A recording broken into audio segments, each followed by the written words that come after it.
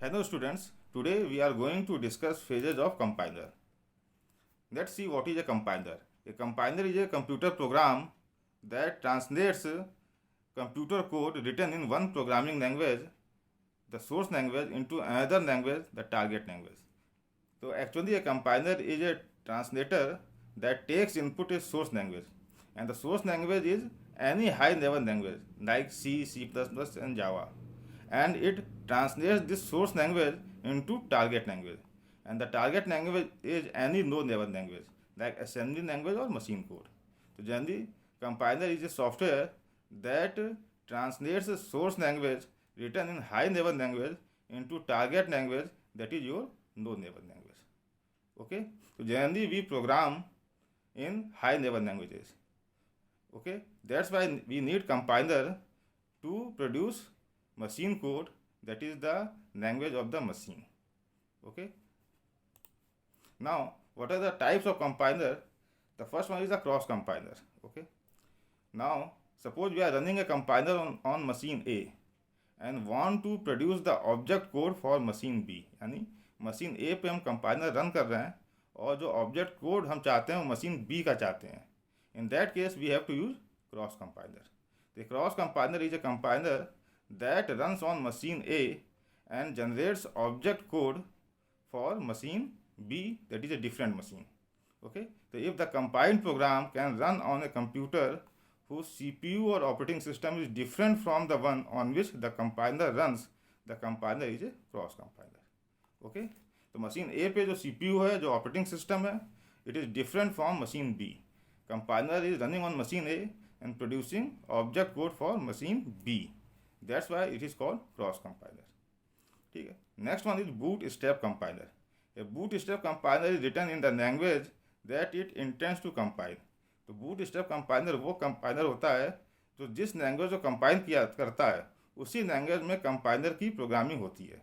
For example अगर हमें सी का कंपाइलर चाहिए तो हमें उस कंपाइलर को सी में ही हम प्रोग्राम कर रहे हैं. तो compiler that is use for compiling C language is also written in C language. Okay, such a compiler is called bootstrap compiler. यानी कि जावा का कंपाइलर जावा में ही लिखा गया है. That is the meaning of bootstrap compiler.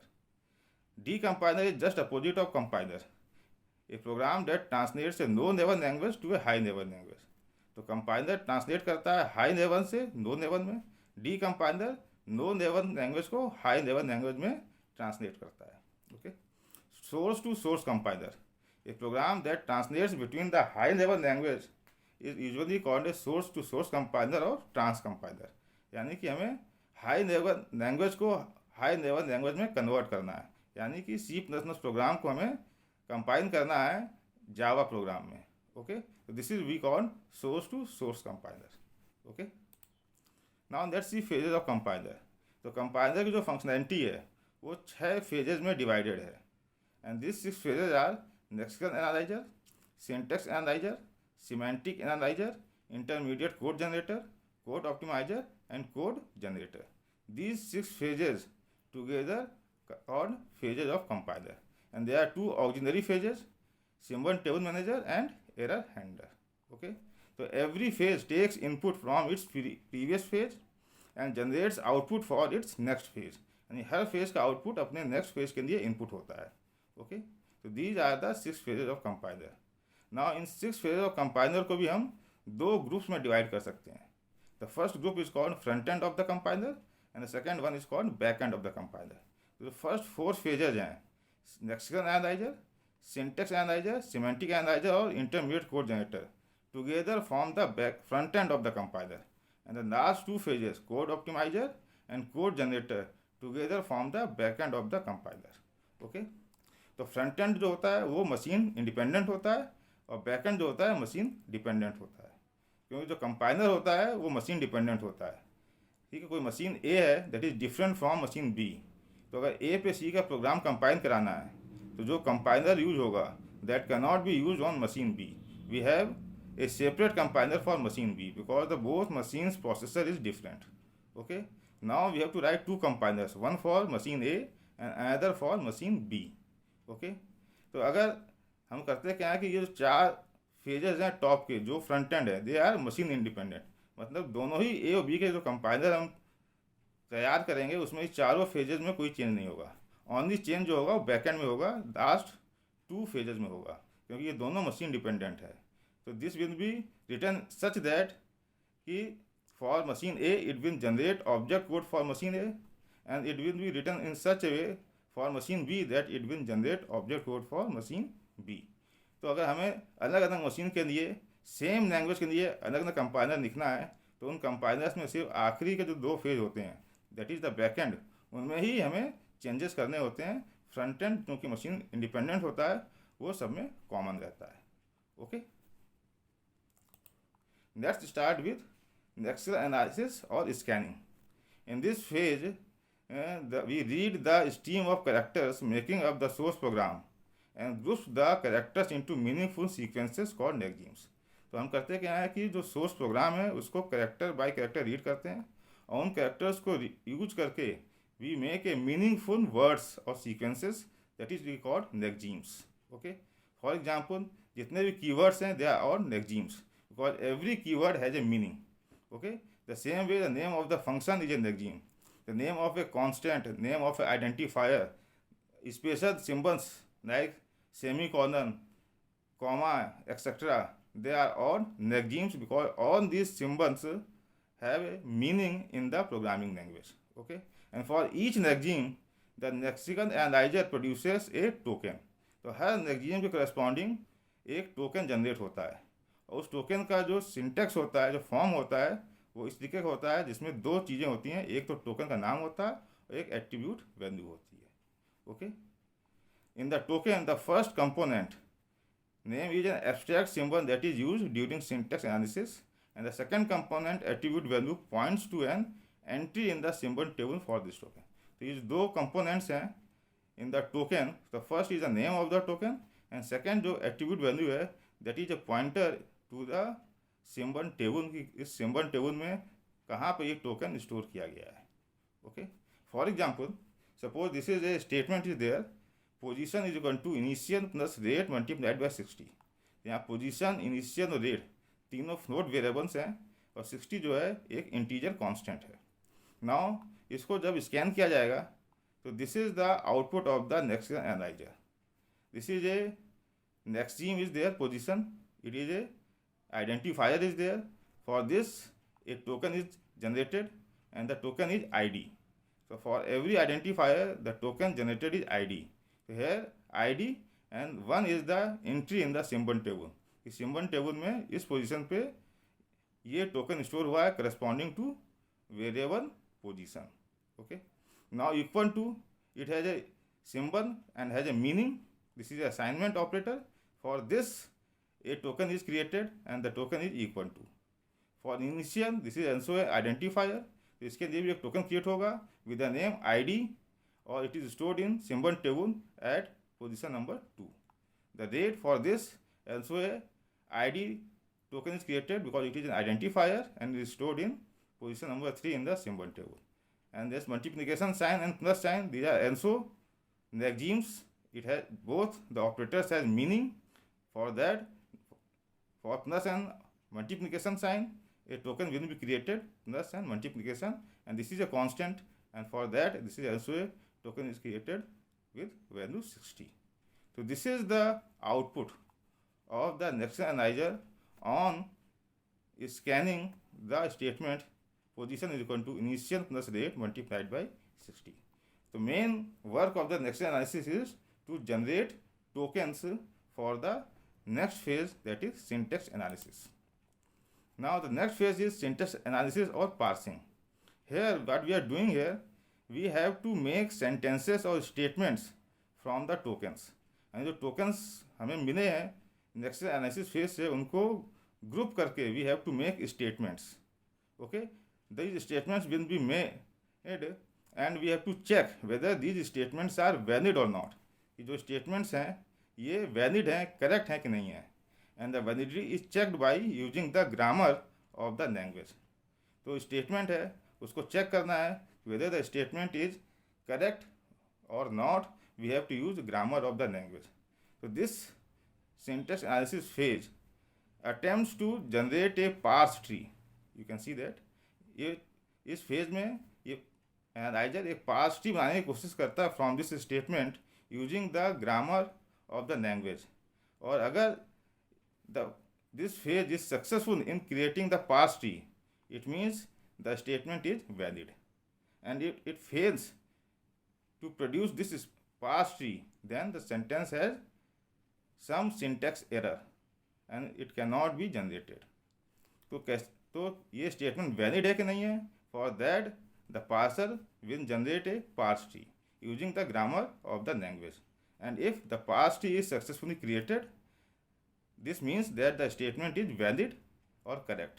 And if the parser cannot create this parse tree, it means the statement had some syntax error. Okay, so this is here we check the validity of the statement, whether the statement can be created using the grammar of the language or not. Okay, and this is checked by making the parse tree. If the parse tree can be generated, it means the statement is valid, otherwise the statement has some syntax error. Okay, now come to the next phase, semantic analysis phase.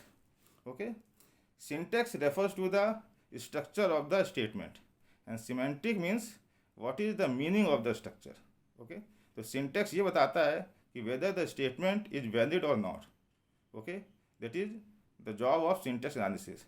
और semantic means होता है कि what is the meaning of the statement, whether the statement had some meaning or not. Okay, for example, in C language, suppose x is equal to y statement is there. Okay, where x is float and y is int, यानी कि हम int value को float में store करना चाह रहे हैं. But syntactically it is correct. Okay, but it has no meaning because we cannot assign an integer value into a float variable. Okay, so how can it be resolved so that it has a meaning? We have to convert the int to float.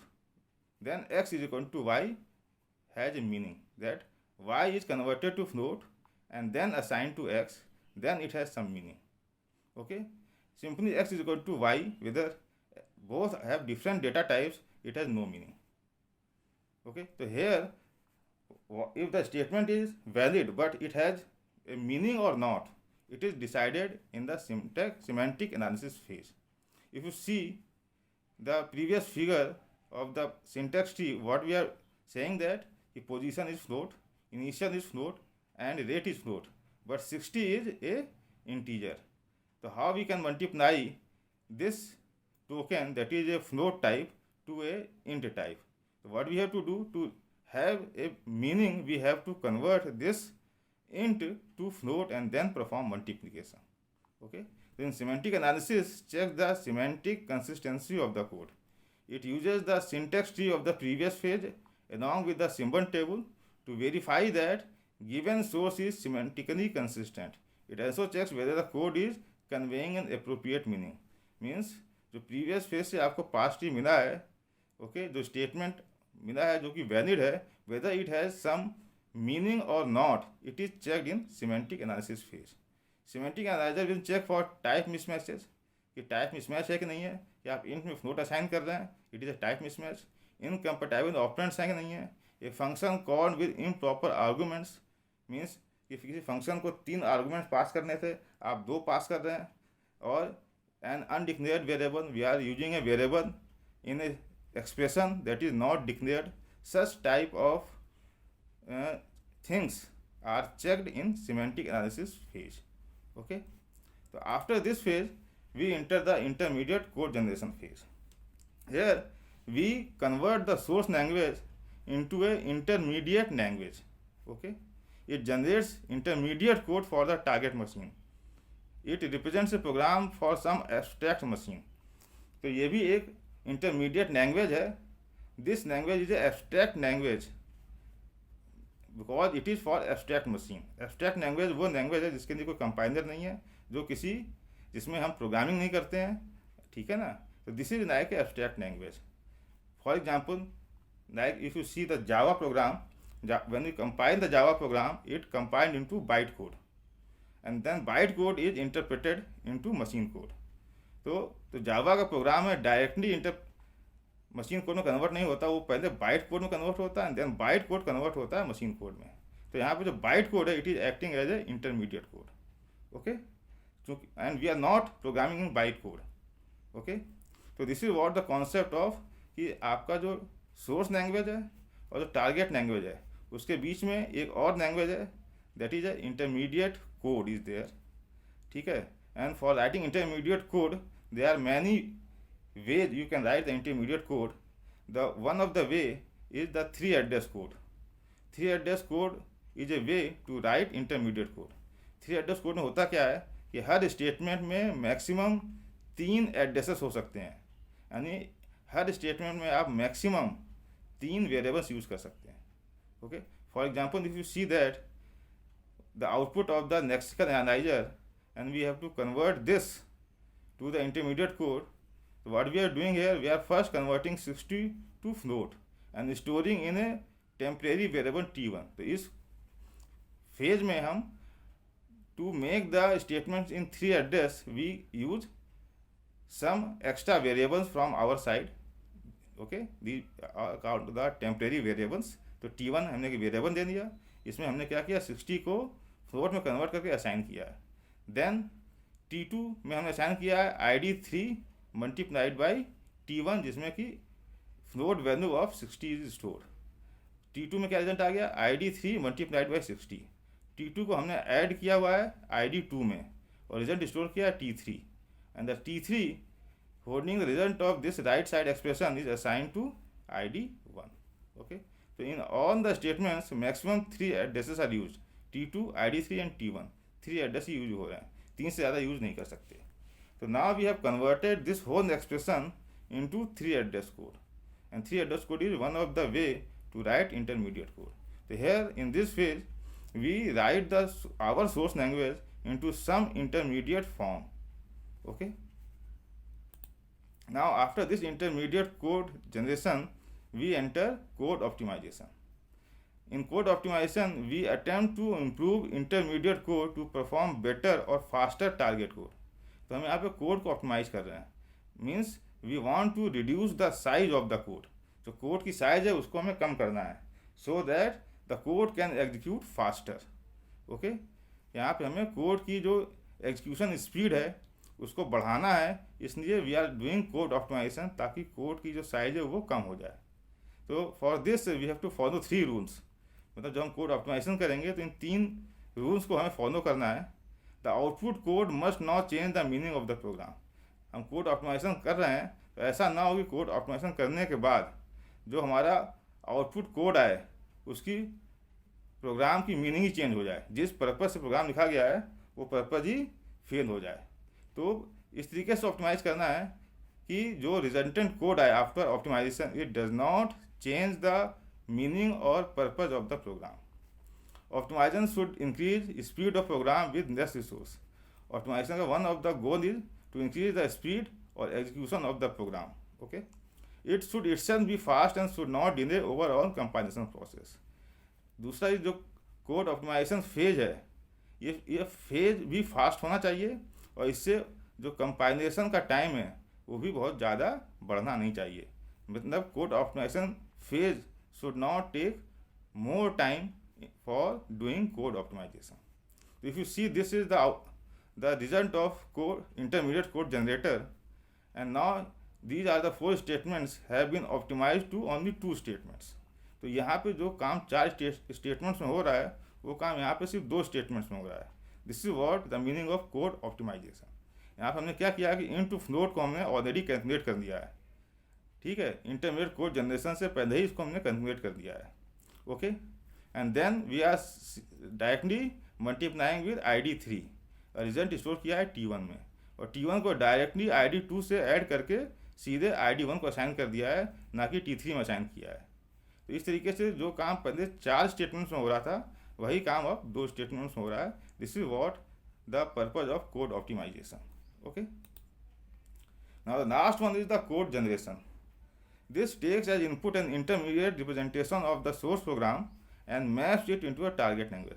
यहाँ पे जो code optimisation का जो output है that is the input for this phase and it finally generates the target language. If the target language is machine code, तो registers और memory locations are selected for each variables used by the program. अगर target language आपका machine code है तो आपको क्या करना है, जितने वेरिएबल्स हैं उनको मेमोरी एलोकेट करनी है, either in the main memory और in the CPU registers. And then the intermediate instructions are translated into sequence of machine instructions. और जितने भी आपके इंस्ट्रक्शंस थे प्रोग्राम के उसे कन्वर्ट करना होगा मशीन इंस्ट्रक्शंस में. ओके इस तरीके से कन्वर्ट करना है कि प्रोग्राम की मीनिंग अनचेंज रहे. If you see this one what we are doing here, जो हमने ये पहले फेज में हमने रिजल्ट देखा है उसी को यहाँ किया गया NDF. यहाँ F का मतलब फ्लोट है. We are performing operations on float variables. तो यहाँ हर स्टेटमेंट में जो F दिख रहा है this is for float. ND for node. तो we are noding the float value okay of ID3 into register R2, and then we are multiplying the float variables value stored in the register R2 with the constant 60 and store the result in R2. Then we are noding the float variable in ID2 in R1. Then we are adding the float variable value stored in R1 and R2, and the result is stored in R1. And finally we are storing the result in R1 to variable ID1. तो जो code optimisation का जो दो statements थे उनके corresponding this is the machine code. You can see that. This is the target language. Okay now let's see the auxiliary phases, symbol table and error handler. The symbol table is a data structure. Okay this is like the data structure. You can see that this is in which we store the information about the tokens and their attributes. Okay, you can see this is the position, initial rate. These are the variables for this. We have created tokens, and in this next column so we have to store the attributes about these tokens. Okay, this is the identifier. For the identifier we can store attributes like data type, the value of the identifier, the scope of the identifier, and so on. If the name is a function name, so we can store the return type of the function, number of arguments passed to the function, and how the arguments are passed to the function called by value or called by reference. These are the attributes can be stored in symbol table. So whatever the value stored in symbol table, it is accessed by all the 6 phases of the compiler. Okay, and whenever a phase finds a new attribute for a token, it updates the symbol table. So this is the data structure that stores all the tokens in the source program along with their attributes. Okay, and the last phase is the error handler, in which we have to handle the error. Every phase can generate errors. For example, next analyzer, what are the errors? Can be wrongly spelled tokens. That is, we have programmed the tokens with wrong spelling. Okay, or something that is not allowed in a language. For example, in C language you cannot declare a variable with a special symbol.